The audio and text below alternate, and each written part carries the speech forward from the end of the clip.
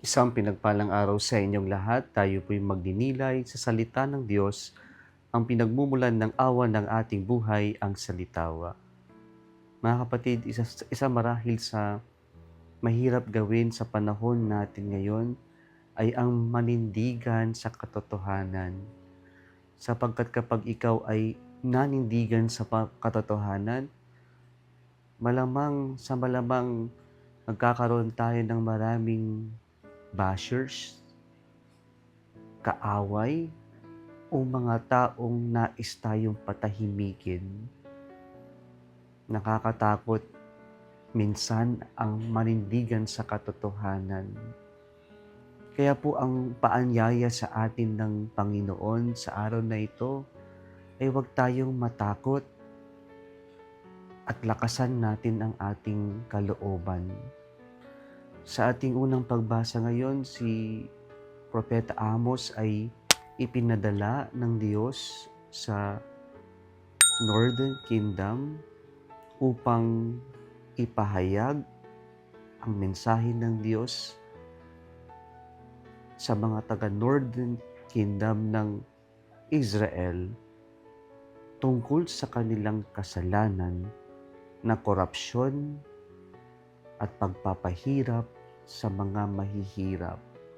At hindi ito nagustuhan ng paring si Amaziah na nais niyang paalisin o i-discredit si Amos. Ngunit si Propeta Amos ay nagkaroon ng lakas ng kalooban. Nilakasan niya ang kalooban niya, nanindigan sa katotohanan. At yung katotohanan na ito ay siya lamang ay ipinadala ng Diyos, na hindi niya mensahe yung daladala niya, pero mensahe ng Diyos. Siya lamang ay sumusunod sa mensahe sa kagustuhan ng Diyos. Kaya po sa ating ebanghelyo ngayon, nakita natin dito, dinala ang isang paralitiko ng mga kaibigan. At ano ang unang sinabi ng Diyos nung idinala sa kanya ang paralitiko? Courage, child, your sins are forgiven.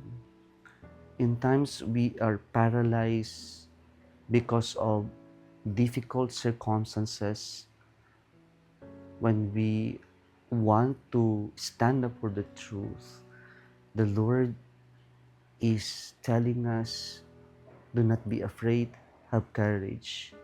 Sapagkat kapag tayo'y nanindigan sa katotohanan, hindi tayo kailanman matatalo, hindi tayo nag-iisa, at higit sa lahat, hindi tayo pababayaan ng Diyos. Sapagkat sa katotohanan, kapag tayo nanindigan, kasama natin ng Diyos sa pagpapahayag na ito. Sapagkat ang katotohanan ay ang Diyos, at kapag nanindigan tayo sa Diyos, sino man at anuman ang pagkakataon, mananaig at mananaig ang katotohanan. Kaya po lakasan natin ang ating kalooban na manindigan sa katotohanan, tumayo sa katotohanan, at ipaglaban ang katotohanan.